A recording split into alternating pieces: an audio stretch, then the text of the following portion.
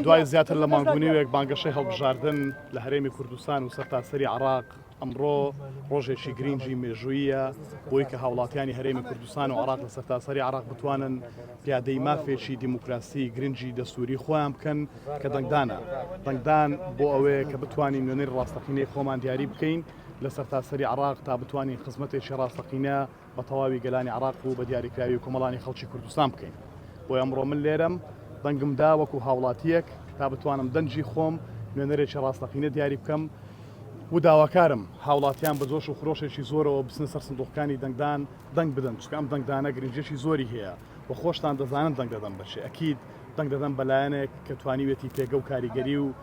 کارانگازی گرنجی هەبێت بۆ چارەسەرکردنی کێشەکانی موسە و بوجە لە ڕابردوو لە هەرێمی کوردستان و لە عراقدا لایەنێک کە گوێ لێ گیراوە لە بەغدا لایەنێک کە کاریگەرە لایەنێک کە توانیوێتی پرسی موچە چارەسەر بکات لایەنێک کە توانیوێتی ئەوەی کە دەیڵێت جێبەجێ بکات. دڵنیام پێم وایە کوردیەکەم زۆر باشە و دڵنیام کە هاوڵاتیانی هەرێمی کوردستان بە جۆش و خرۆشەوە بەشداری پرۆسەی دەنگدان دەکەن و تەمەنا دەکەین پرۆسەیەکی دیموکراسی و شەفاف بەڕێوە بچێت و نەتیجەیەکی خێری هەبێ بۆ گەلەکەمان. کاکاروان دەڵێن دەنگدەرانی یەکێتیە دووهۆک نیگەران لەوەی کە سەر ناو پارتیەوە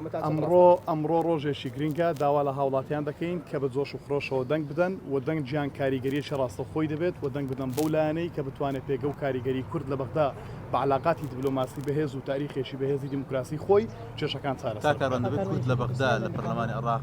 چ بەدەست بێنێت لە ئەم هەڵبژار بکرد ئەوەی کە گرنگە کۆمەڵێک پرسی ئەساسی هەیە کە بە هەڵپەسێردراوی مامنێتەوە کە کێشەی موچەیە کێشەی بودجەیە پرسانە چارەسەر بکرێن لە ڕێگەی دستورەوە لە چوارچەوەی دانوستان بە ڕێگەی سازان لەگەڵ لایەنە سیاسی عراقیەکاندا.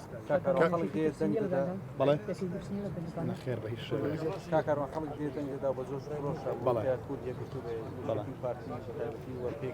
ئەمە دەخینە دوای